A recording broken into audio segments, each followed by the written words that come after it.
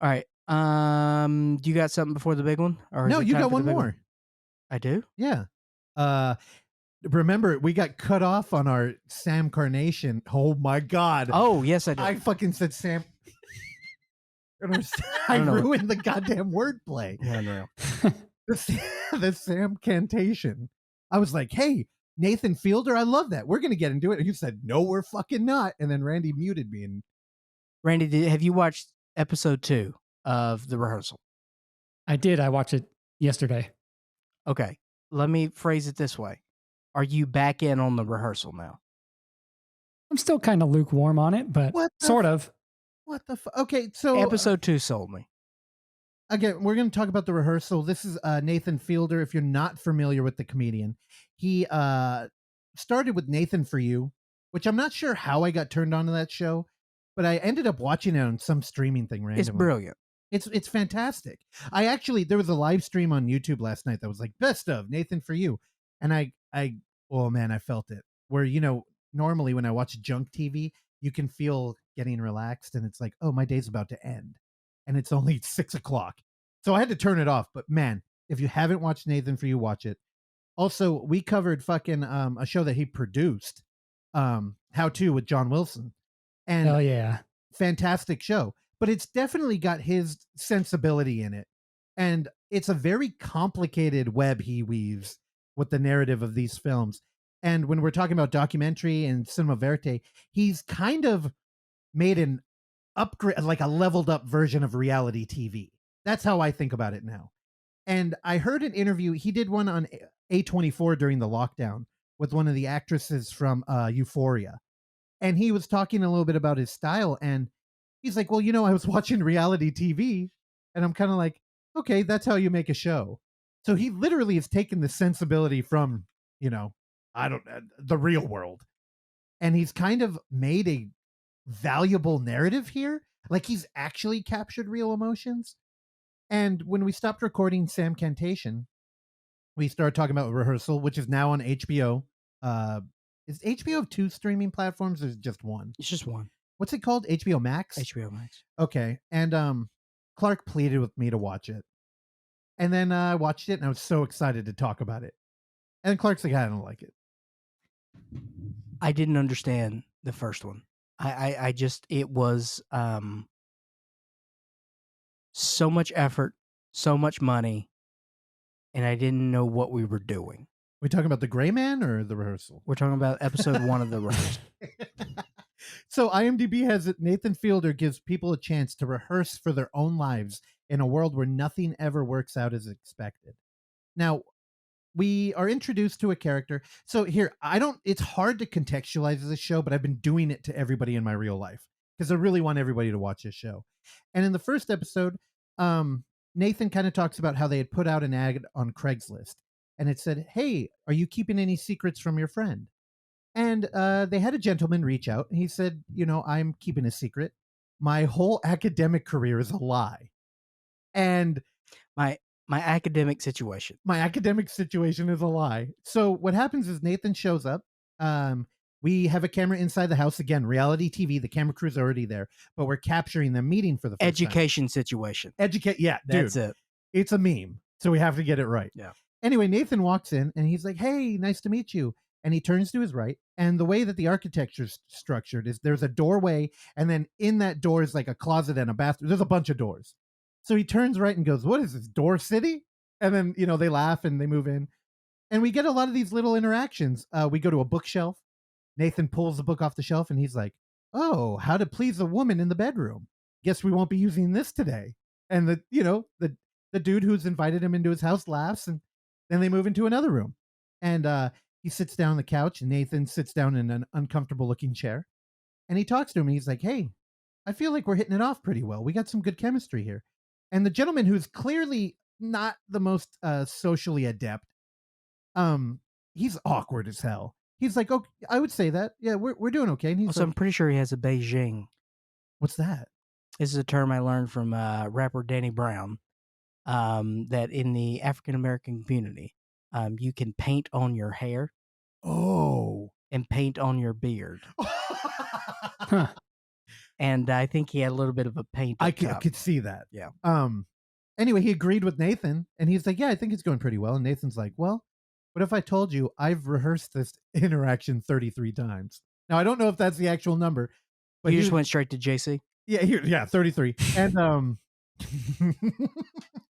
he's like, "Oh, okay." He's like, "No, remember when some people showed up and said you had a gas leak last week?" He's like, "You didn't have a gas leak. We were taking a 3D model of your house."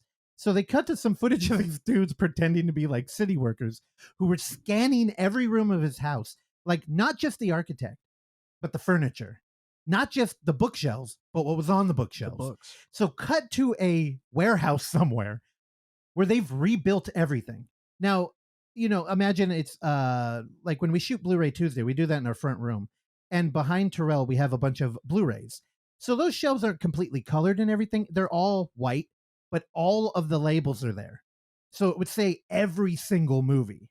And that's kind of how he knew that book was there. And he just runs them through. We hired an actor who looks and acts like you. He studied you. And basically, I've run this scenario over and over and over of us meeting for the first time to make sure this goes perfectly. He's like, "Well, now, what if I told you we could do that for you?" And he's like, "What do you mean?" Now, the dilemma with the education situation is referring to this gentleman goes to a trivia night at the Alligator Bar. What's it called? Yeah, Alligator Lounge. It's in Alligator. Brooklyn. I looked it up. So he goes there regularly with a group of people who all have master's degrees. And he lied about also having one. This has been eating him up for years. And he's particularly worried about one friend who he describes as potentially getting violent if she were to learn about his true education situation. So Nathan's like, "Well, if you want to work with us, we can guarantee that you can reveal your secret and have it in a controlled environment." So we're kind of introduced to, honestly, at this point, when I was watching it, I'm like, what are we doing? Like, this is just weird. It feels like a faux reality. And then we're introduced to what they do. Nathan says, "We rebuilt your whole house, but we really have to get everything perfect here," because he looks back on the footage. And earlier, when I mentioned he looked uncomfortable in that chair, he's like, "We had set this up ahead of time. I knew I was going to sit there, but I didn't account for the fact that your chair would be so uncomfortable and make me look dumb." And he's like, "We can't allow that when we have you out there." So they build. Now it's giving me goosebumps. But they perfectly replicate the fucking Alligator Lounge. And when I mean perfectly, I mean I've never been in that bar, but when our crew showed us side by side, and it's this is a building that shares walls with their neighbors, right? They've literally ripped what looks like the building out and put it in an empty warehouse. It's surreal feeling. It feels like a Yorgos Lanthimos film or something. And then you walk into it and it's almost terrifying. It's horrifying, in fact. Everything. They got, so when you go to a bar that's a neighborhood setting and it's loved, maybe there's a stool that you like that's got a particular tear in it. Well, they've replicated that tear. And maybe you have a favorite bartender. Well, they've hired bartenders that look like the other bartenders. Balloons. There's a balloon up by a vent that he points out. He's like, "Hey, see that balloon up there?" He's like, "That balloon's in the real bar right now." Like we've gone down to that detail. It's terrifying. But that was that. Honestly, the first episode is 45 minutes, and I feel like the majority of the episode is like, "Oh, look at this cool stuff we did," and it just felt empty to me because the education situation, that was a zero. But then I understand where you're coming from, and then you think about the whole big picture, and like, yes, if you really think about sort of the ethos of what we're doing, is like, what's the purpose of anything? I get all that. That's all cute and fun.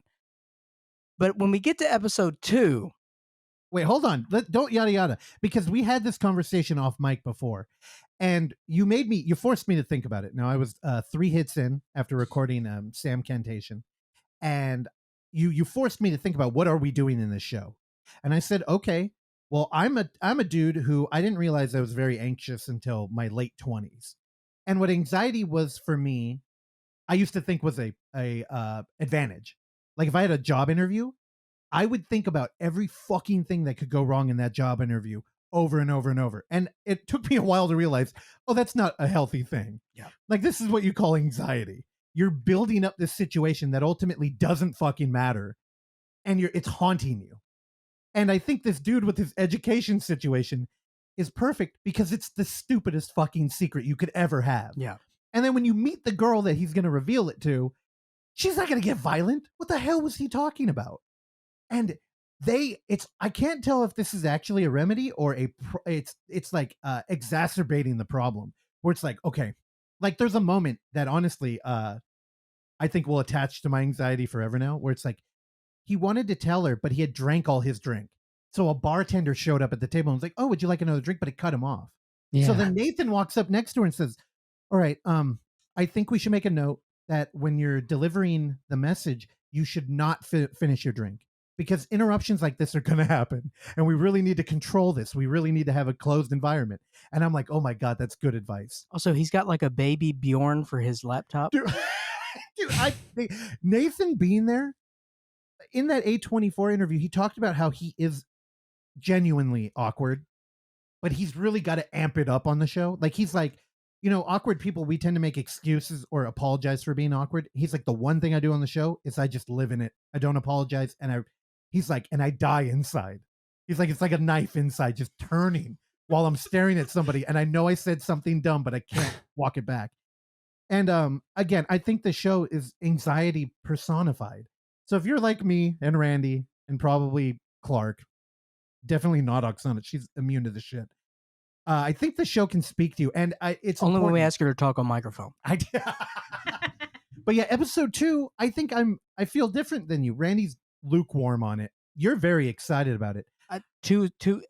Because it makes more sense to me of this very elaborate game that we're playing, and the subject matter going into episode 2 that is going to be stretched out to multiple episodes, as I would imagine. It's got to be. It makes more sense to me. And now that Nathan's injecting himself into the plot, yeah, also is more interesting. So it just, we're building now, and it makes more sense to me than just like, hey, we've got money, let's spend it frivolously. I think his craft and his like humor is so empathetic that at the end of episode 1, oh man, I felt like I was gonna have a goddamn panic attack. Oksana was sitting next to me the whole time, freaking the fuck out about this dumbass interaction that was gonna happen in a bar. And I don't want to ruin the end of episode 1. Again, if you're like a found footage fan, this is very in-world camera. This is a genre that doesn't get a lot of talk, I would say, like kind of like jackassy reality, but faux reality. Yeah. Watch just episode 1. That's all you got to do for me. And the ending is so brutal. Oh, it's making me. Ugh. And also, I'll close with this, and I'll speak for Randy on here. But I think that Randy struggles with this because he kind of sees this as a little bit of a turf war. Oh, with his boy John Wilson. Wait, really? No, I mean, I like Nathan Fielder. I mean, I do like How To with John Wilson tremendously, and I think it's a great show. Yeah, I don't know. I'm kind of with Clark on this. It feels like there's a lot of commitment and work that goes into this show that you can't really, since it's real life, you can't really gauge what the payoff's going to be. Oh, for sure. And I didn't really find much payoff from the first episode, like for how elaborate it was. And I don't know, there's some funny stuff in it, but his sense of humor is very dry and awkward, and there isn't a lot of funny stuff really that I found in the first episode, but I don't know. I found more payoff in the second episode just because there's more characters and they're a little more wonky than the first episode. We got some personalities in episode 2. Oh, yeah. Dude. I also saw where it was going though in episode 2, but maybe other people did as well. Yeah, but man, episode 2. I don't think. Now, here's the thing. So the show shifts a little bit, and in episode 2, we're dealing with the girl who wants to explore what it's like to raise a kid. And Nathan is going to try and create her fantasy environment. So she lives in an apartment alone, and they get a 3-acre farmhouse in Oregon. In Oregon, and oh my god, the craft behind this, like hiring hundreds of children actors because they have a 4-hour limit. It's wild. And then also he ships the bar to Oregon because he says he's feeling lonely. Yeah. Now, here's the thing, Randy. I think you got to stick with the show because, like with John, I will. that there's a subtext and like a narrative that's being crafted in the background that Yeah. is so subtle that it pays off in like dividends That's later why, on. because finally in episode 2 we're building towards something. Yeah. And that's I just didn't feel that at all in episode 1. And I my expectations have been raised tremendously with 2 because I think that we're building towards something that again, man, like at this juncture Nathan Fielder has earned my trust. Yeah. Like I Yeah. trust that guy. And the dude's brilliant. I think he's hilarious, and I think that I'm really excited of what this finished product's going to look like. Yeah, I feel bad because it took a lot of time with that first episode. You wanna I don't what these drop every Friday on HBO. Yeah, Wanna just cover some of the baby stuff next week? I'm yeah, down to revisit yeah. it. We've covered a lot on here. We still got I the big know. movie. I'll be quick, I promise.